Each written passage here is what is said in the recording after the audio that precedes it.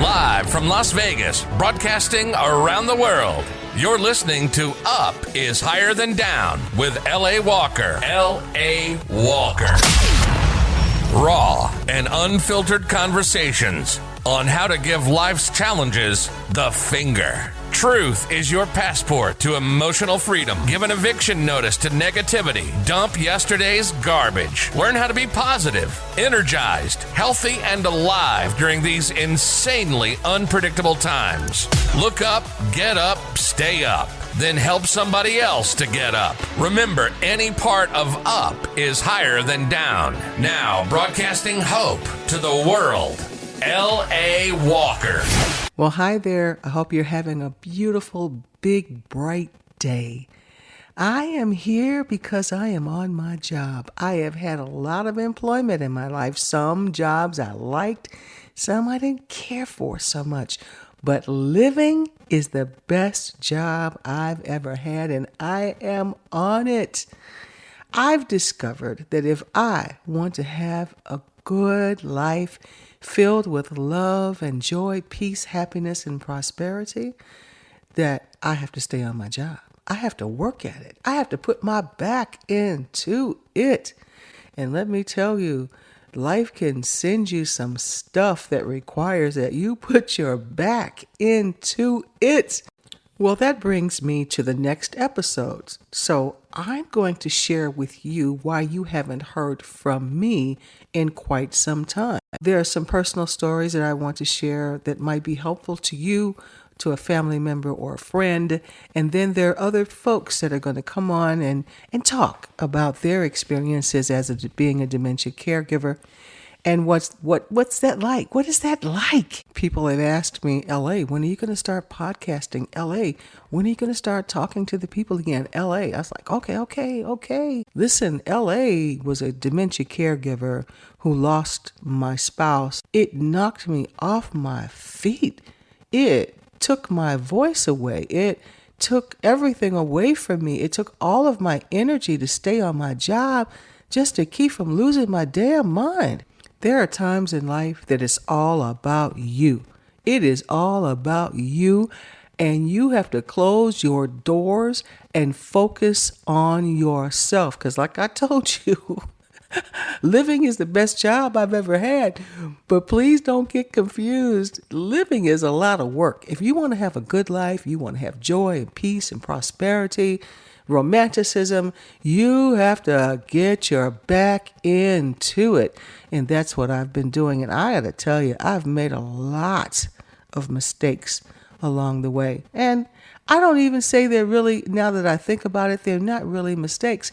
They are my reaction to an event that occurred in my life that I was ill prepared for, had no rehearsal and no information. And that is why I am devoting the next several episodes to dementia and dementia caregivers, because there are things that you need to know if this happens to you.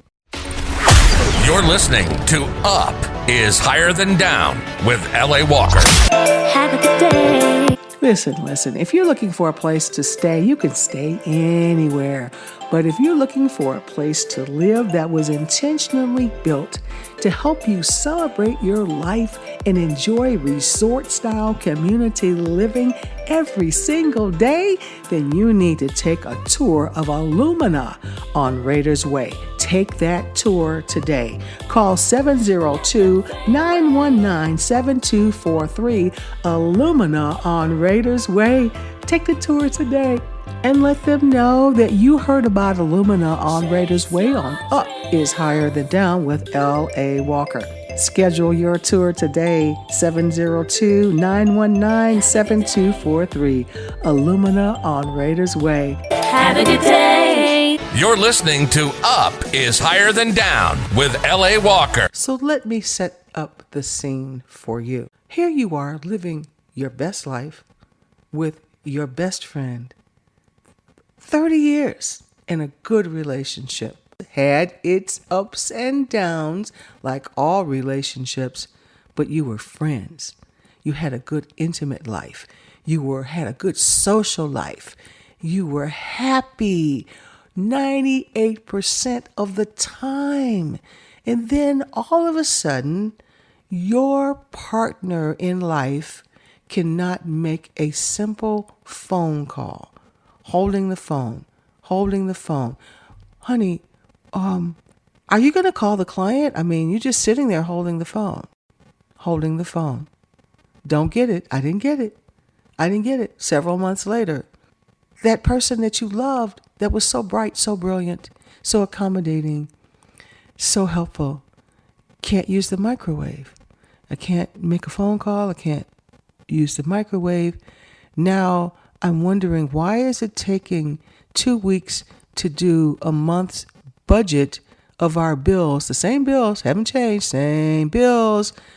Why aren't these bills being paid? Well, can't use the phone, can't use the microwave, can't figure out how to do the budget. Something is wrong, LA. Wake up, shake yourself, stop living in la la land, and understand that something is wrong. What is that something? Memory loss, perhaps? Not the word, not the D word, not dementia, because no one wants to say that. Who wants to admit that? Well, it was indeed dementia. Now what? Now here comes an entire world that I've known nothing about. Now the doctor's appointments come. Now who do you see? You start with the primary care physician. Then you move from there with a referral to a neurologist. And then the neurologist, of course, getting a neurology appointment. Oh my God. So, okay, finally, months later, when you have your neurology appointment, then you're sent to cognitive testing. You take your significant other to take an all-day cognitive test. The test comes back. What does the test say? Well, the test is inconclusive for diagnosing Lewy body dementia definitively, but it is clearly some form of dementia, and it is at a moderate state. And moderate, when I think of the word moderate, I'm thinking like that's okay. No, moderate is not okay in the medical world. Moderate refers to a condition or symptom that is considered to be more severe than mild, but not as severe as severe. Okay, so what does that look like? It looks like your life is getting ready to change in ways that you could never, ever imagine. It looks like that your spouse sometimes does not know you. It's intermittent. It's not every day, but it's enough to just scare the hell out of you when someone you've been with for 30 years turns to you and says, "What did you do with LA? Where's LA?" You're like, this is a joke, because my spouse was very comedic, very filled with humor and very light.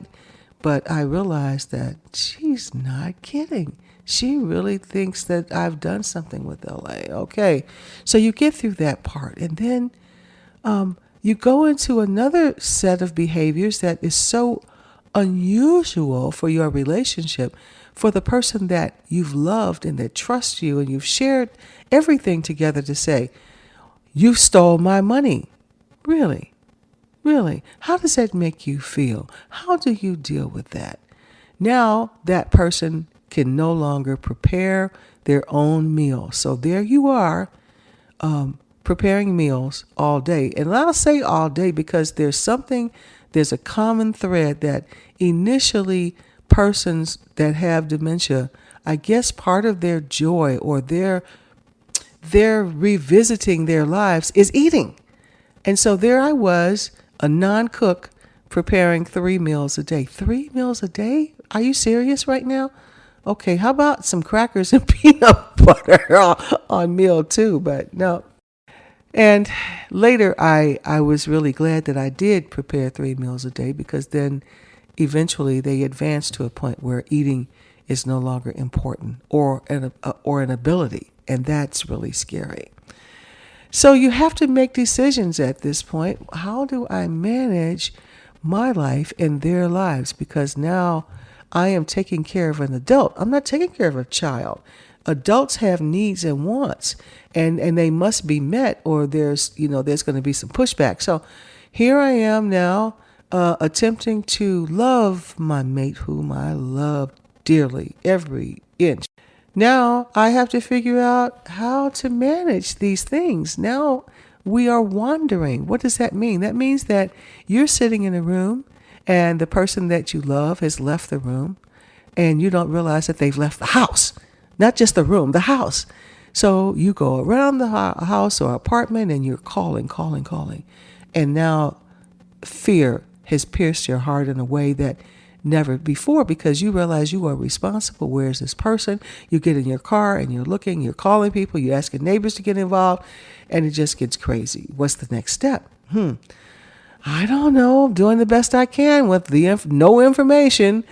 So a decision was made. I made it I made it through the encouragement of a friend, by the way, and we'll talk about the importance of friendship through these types of episodes in our lives.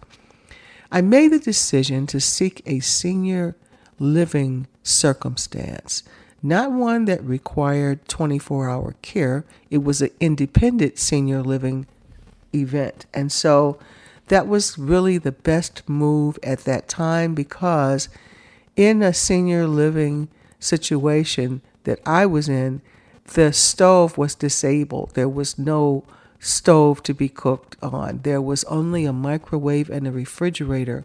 They provided, and you paid for, service for every day of the week, meals 3 times a day, various snacks, and all types of activities, which allows the person that you love that is living with dementia to continue to have a life, to have the quality of life that they can participate in. And they have many options, because you don't know in the throes of this illness what motivates them, what will make them happy, how they get an opportunity to express themselves.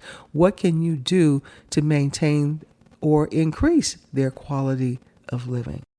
Let me tell you, folks, it's a lot. It is a LOT exclamation point, a lot. And I'm saying it, but I gotta tell you, there were days where I just felt so broken.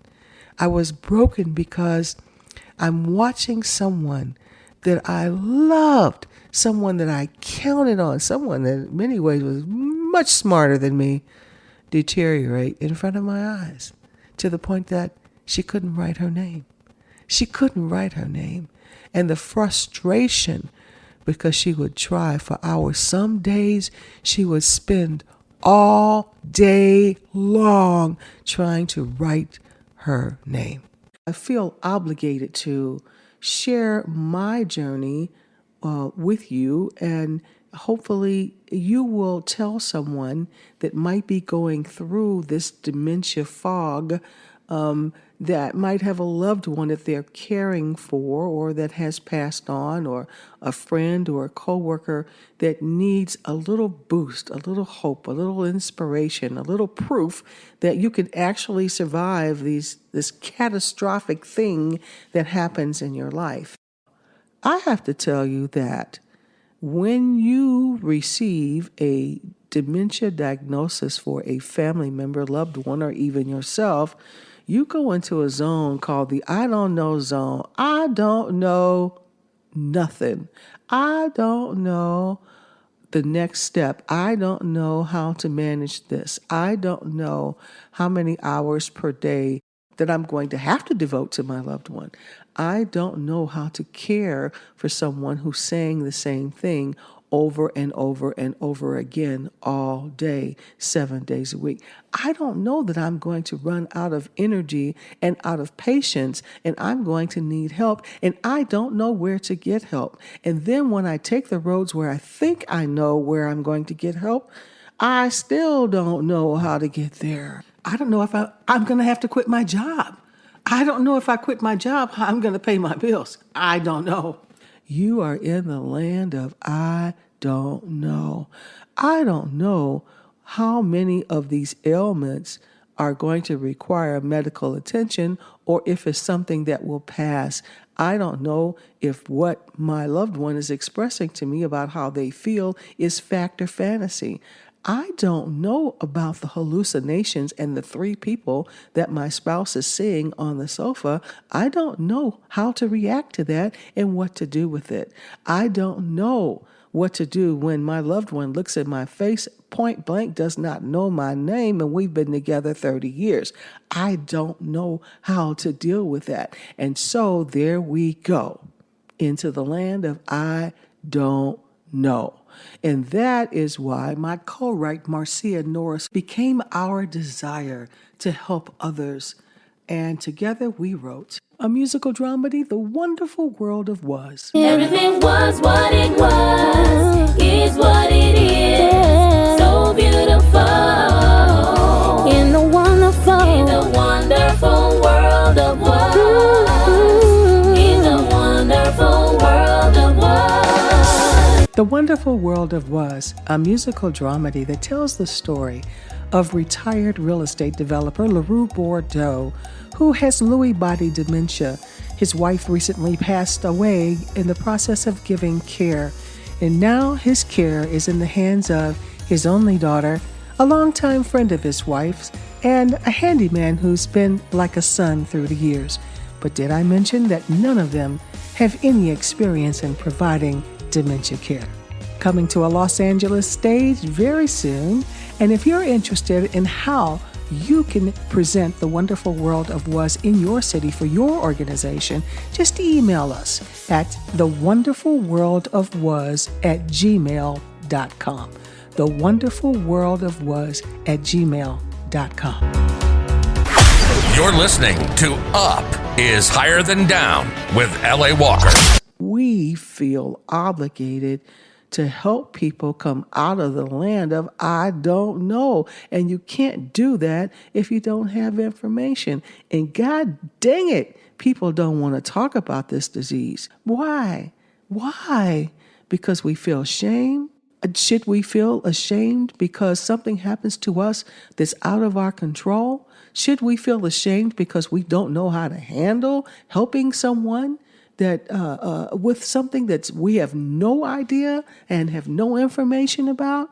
Should we walk around and feel guilty for the rest of our days? First of all, over 30% of dementia caregivers die in the process of providing care for their loved ones. That's a very high number. And from what I'm reading, that number is underestimated. Underestimated, because caring for someone with dementia is a very stressful process. You see, what is not being discussed is that caregivers obviously have a stressful job, but the reality is that dementia in most cases will lead to death. But caregivers who survive their journey are left to continue on. And what do they continue on with? They continue on with a basket of memories. And in that basket, there's a whole lot of guilt. There's a lot of second guessing. There's a lot of shame. There's a lot of disappointment in oneself. And so we have to understand that dementia is not only taking and robbing the life of the person who is carrying this illness, but is also robbing and taking the life of the people that are caring for the person. And so we are not only not answering the needs of the persons who have the disease because presently we have no cure, but we are creating carnage. We are leaving caregivers dead on the side of the road to handle issues that they just don't know. So they continue into the land of I don't know. And all of this can be helped to some degree by having an honest and open conversation about dementia. So much guilt associated with this caring process. And most of us are not medically trained. We have not gone through any courses where we are able to deal with the psychology behind the behaviors of our loved ones that have dementia. When mama turns to you and calls you a thief and tells you you've stolen her stuff and she wants you to get out of her house, you are ill prepared to hear that, and you are ill prepared to handle the emotions that stirs inside of you. And often we don't handle that part well, because we have not rehearsed it. No one has told us this freight train is coming at you. Mama gonna shoot you down. She's gonna tell you some stuff that you never thought would come out of her mouth. And unfortunately, until caregivers feel comfortable and safe in sharing their true emotions, how they feel, how they've reacted to situations, be able to talk that out and to understand that they don't have to carry this around forever. We can carry this guilt with us until we die. So how many lives have to be lost while we navigate this dementia journey? We have to open the conversation. And it all begins with who? With us. The most important ways to open the dialogue is to commit to not telling people what they should say and how they should feel, but allowing them to say how they feel. Let them tell their truth, and don't beat people up about their truth. Let them say it, because then they will hear it and they will see it. And very often when we are able to open up, hear and see ourselves, we become self-correcting. And those things that we cannot self-correct, then of course we can seek professional help to assist us on our way. There were times on my dementia-related journey that I didn't really need a therapist. You know what I needed? I needed a hug. I needed someone to just hold me and say, it's going to be okay. You're going to get through this. Let's talk about what's making you so frustrated. Let's figure this thing out. Is there anything that I can do to help you? That's what I needed. Of course, we have these relationships that we've established through the years, and people call and they say, you know what, I'm so sorry you're going through this. Is there anything I can do to help you? I've received a lot of those calls. And at first you're like really grateful, and then 6 months down the road, you realize when there's no one there to help you that, what did they mean when they say, is there anything that I can do to help you? Yes, there's something you can do to help me. Get your tail over here and let me out of the house for 8 hours so I can take a deep breath. That would be helpful to me. But thank God Almighty, there was that one friend that extended herself. We met, we ate, we drank, we talked, we laughed, we cried. And then she began to pour into me some truths, some things I was going to have to face. And she was absolutely right. Thank God for the one police officer friend I had that when my spouse turned to me and says, I'm going to kill myself, I want to die, that I was able to call him. And he didn't say, oh, what can I do to help you? He said, meet me. And we met and had coffee. And he stayed with me and we talked for 2 hours. That's good therapy. It's free. Use it. Give it. Give it. Once you have conquered your event, please feel good in knowing that you can help someone else. Pay it forward. Be that friend. To follow up, make comments, discuss today's podcast, or find out how you can become a guest and share your victory over a negative life event, follow L.A. Walker. Up is Higher Than Down on Facebook. Look up, get up, stay up. Remember, any part of up is higher than down.